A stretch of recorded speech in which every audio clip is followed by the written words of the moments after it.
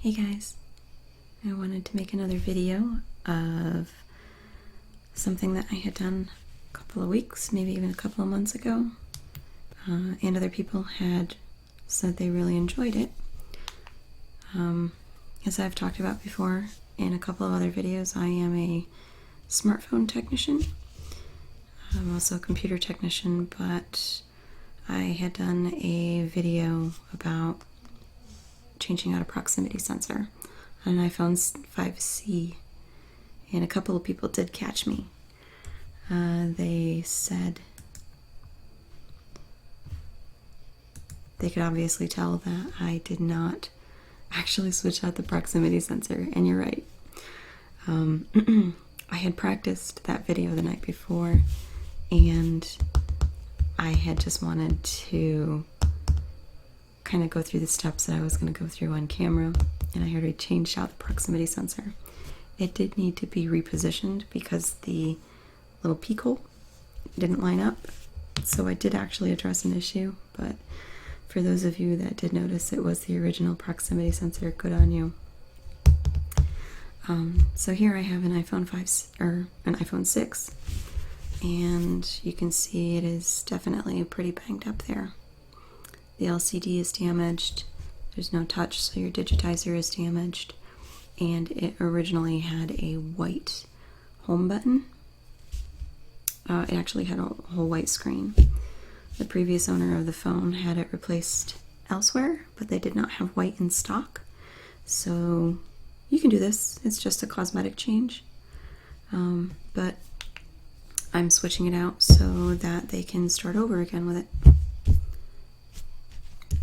This one is going to be a little bit more realistic compared to the previous one, which was focused on sound. I have always really enjoyed this type of work. I don't know why. I think it's the combination of the sound. I think that Apple designs a lot of their devices to have a certain feel and look to them that are very, it's very pleasurable to hold on to. So the first thing I'm going to do is I'm going to shut the unit down.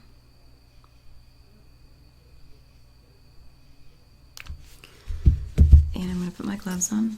And I normally wear nitrile when I'm working on, well, I'm working on pretty much anything. Non-conductive. I usually don't even make contact with the circuit boards. And they're puncture resistant, so if you're running into scratchy edges, you won't hurt yourself usually.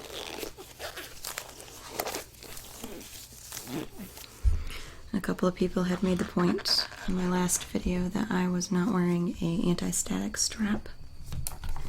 It is good to do, I know that. When I'm wearing the gloves, I'm not actually making any contact with the surface. Right now I'm working on a plastic coated table. I normally have an anti-static mat, so static really isn't going to be an issue. And I do not have a vinyl or plastic tool to unplug some of the connectors, so I'm going to be using my fingernails again. And that's a common practice that I still do quite frequently. I know that it bothers some people when they see it because they feel it's maybe not as delicate or careful as it would be with the tools. I actually think it's quite the opposite. I like using my fingernails because I have a lot of tactile feedback, and I'm very careful not to rock the connections or to tear out any of the pins. But one of the things I do use a vinyl tool for, and I don't have it on me, is to lift the screen. You have a couple of latches that go along the side. And if you have a prying tool, or if you have a spudger, it's a lot easier to get underneath this first step, but I'm going to try to use my fingernail.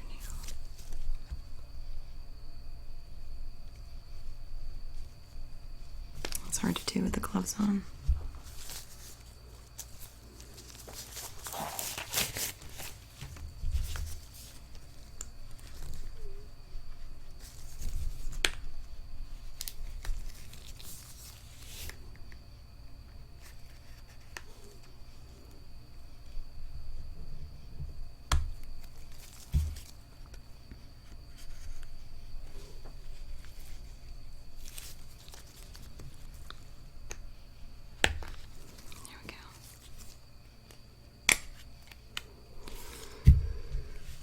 Given that the screen is already pretty busted up, there's no saving it.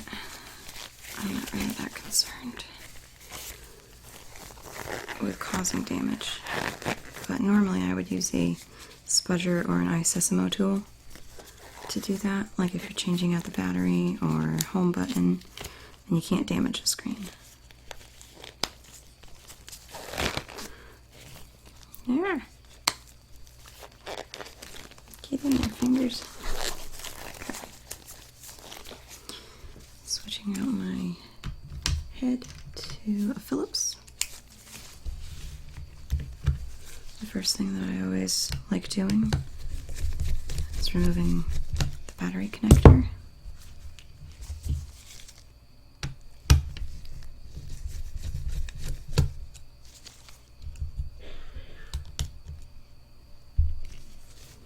And that's going to be this guy right here.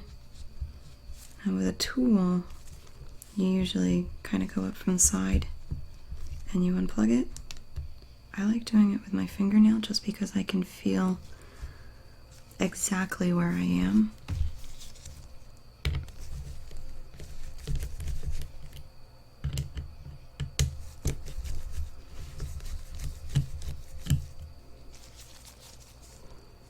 And the screws that go to the shielding plate on your front assembly are all very specific, so you want to make sure that you know what they look like or organizing them in an order that you won't get them confused. That's the long one. It's not quite as magnetic as the others.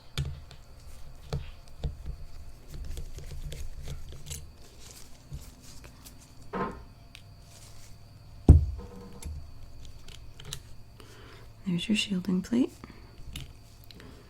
And now you have your proximity sensor, your home button,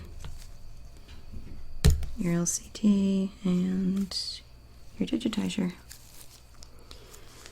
And then there is a naked iPhone 6.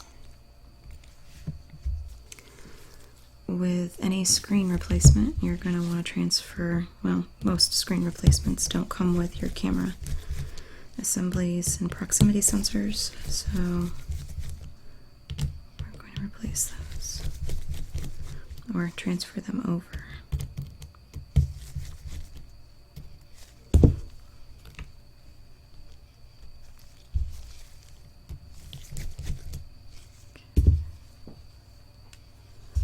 Again, these screws are kind of proprietary.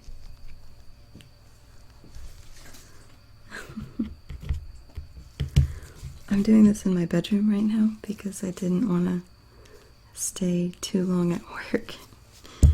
And you can hear Kitty in the background there munching away. And, oh, we got the whole earpiece that came out of this. Alright, and that's because the entire front. You see how you have that major hole in the screen? It pulled out the earpiece. So we have our protective bracket. Let me just pull this off.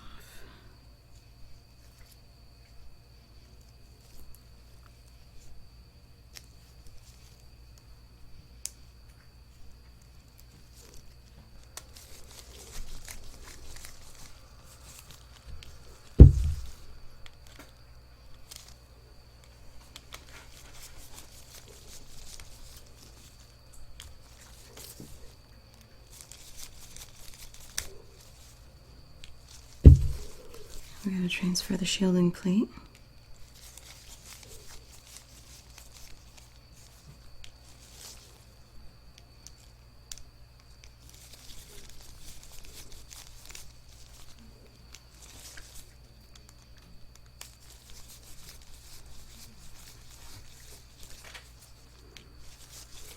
And the home button.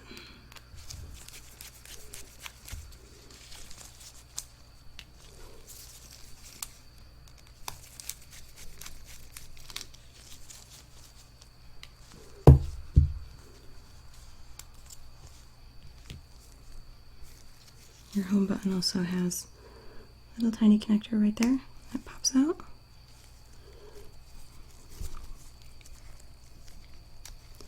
And normally in a work environment, I'll apply a little bit of heat because there's a little bit of adhesive, but this person has already endured a screen replacement once, so it's a little bit less tacky.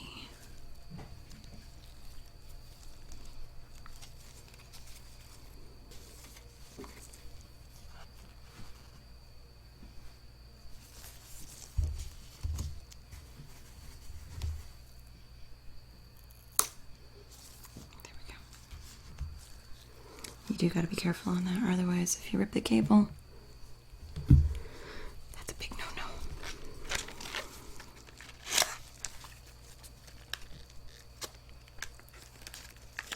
I apologize that my table is all torn up. This is my workbench at home, and it has a plastic or a vinyl protection. My cats like to scratch it and get holes in it.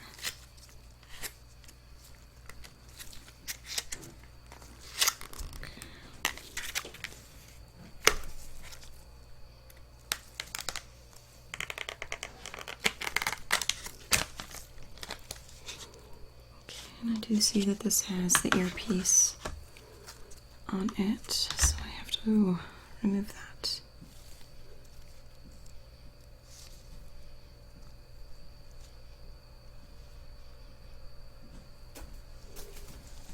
So that's the earpiece.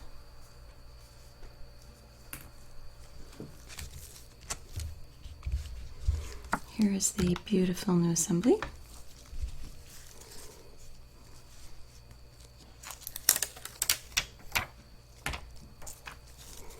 Nice and gorgeous.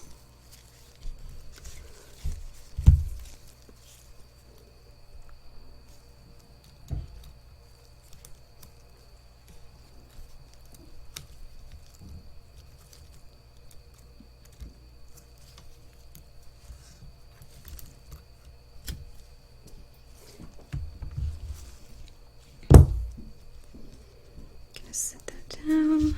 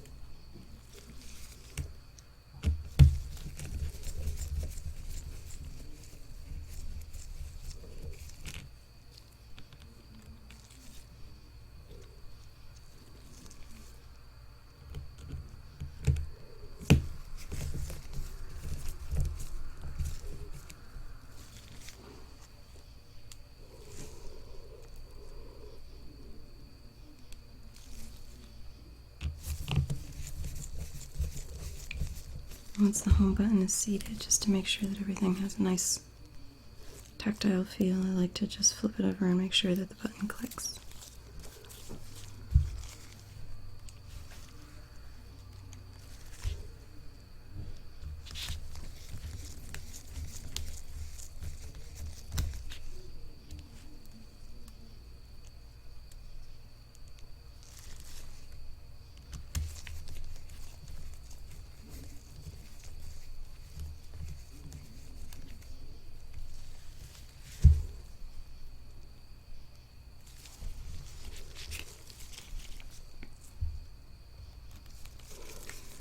Also, when putting the shielding plate on, you want to make sure that you don't press down on the actual back if you can avoid it, simply because it can leave pressure marks, if not break, the LCD panel.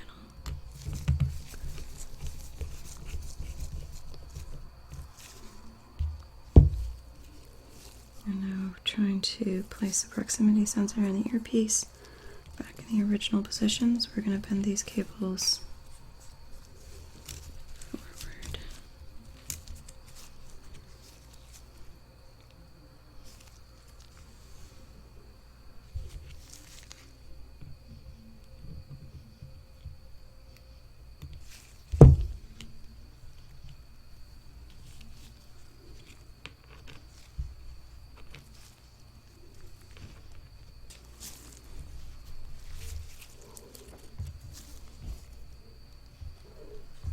Get your front camera assembly, your proximity sensor again set up,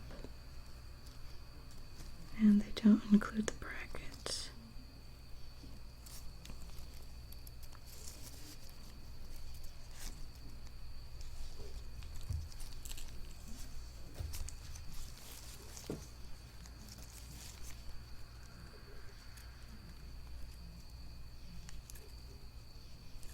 It should seat in there quite nicely. And then placing the earpiece.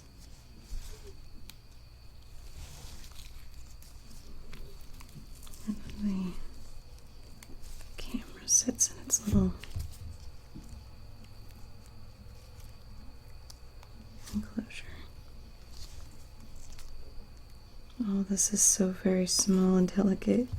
Getting it to balance is sometimes quite challenging, especially with gloves on. You can't really feel.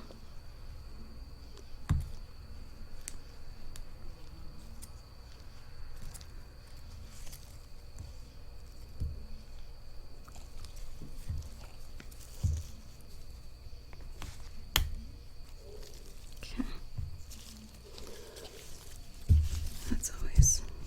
I think that's probably the hardest part of the 6 is getting those guys to line up. I see I placed one screw in prematurely.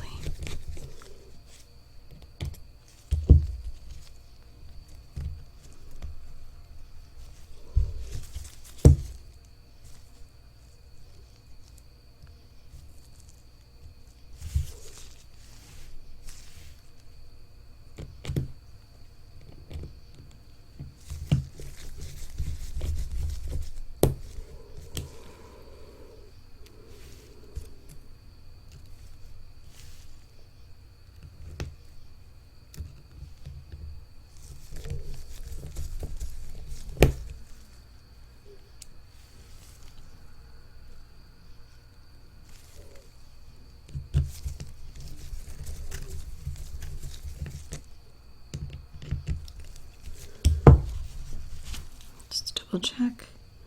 You have your camera that's lining up, and then you also have a little bit of like a glare that will come out of the proximity sensor.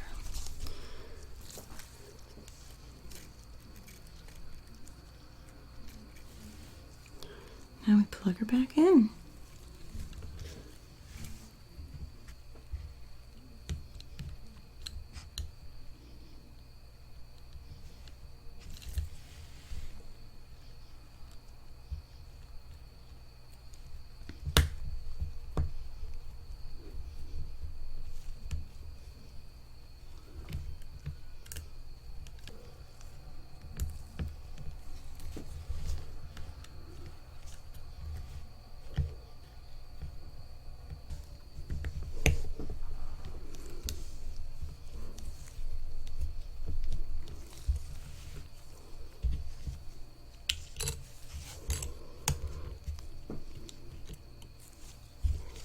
Shielding plate goes back on.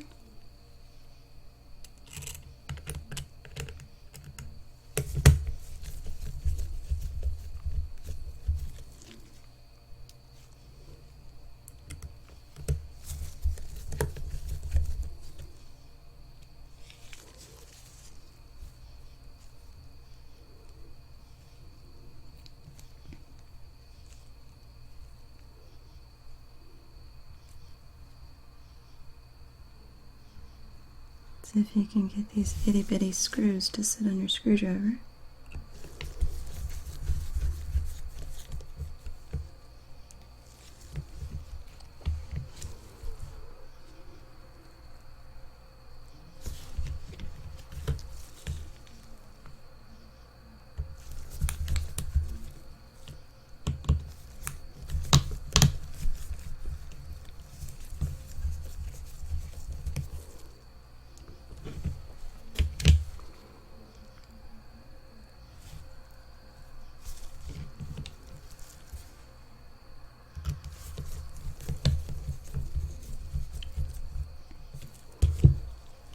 Our shielding plate. Now we're going to plug in the battery.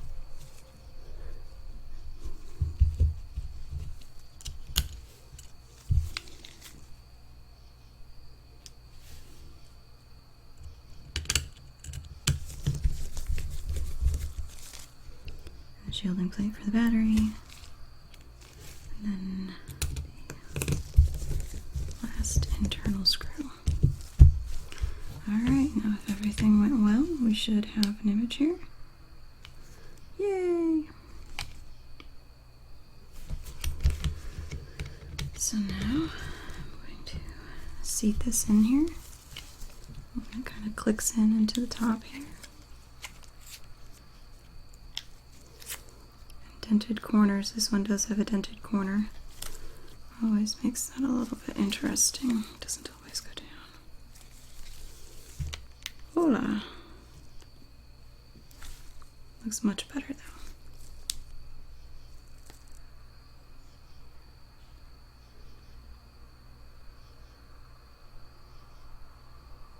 Boop.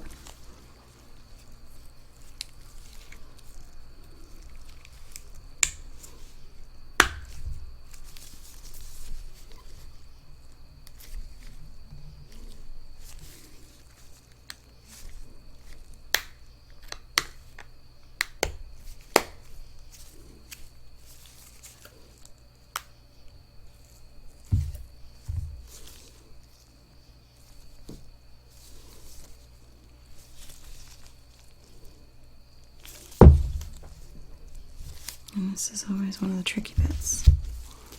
Now that I'm on the outside of the phone, there are my gloves.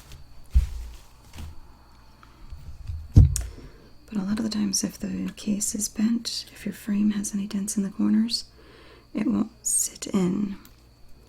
And then you gotta sculpt the corners back out. That's an entirely different matter. But it looks like what we're going to have to do here.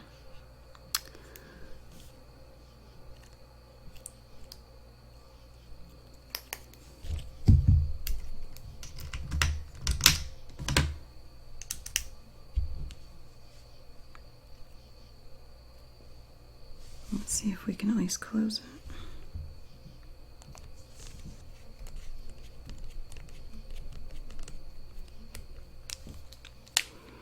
We can. I do not have the equipment at my house here to do this work, so I'm at least going to get everything in place. But I believe that the reason that this is not coming down is because there's an indent right here. So in order to get this to fit, what I have to do is take out some jewelry sculpting tools, push that back out, and then she'll be able to fit in.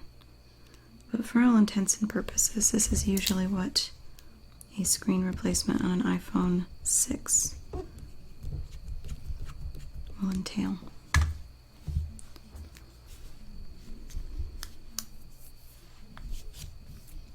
It's got protective film over it, so it might not look too terribly great.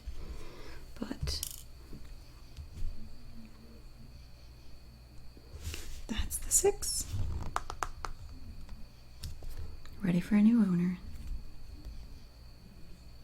Thanks for watching, guys, and I hope that this was somewhat enjoyable. There we go.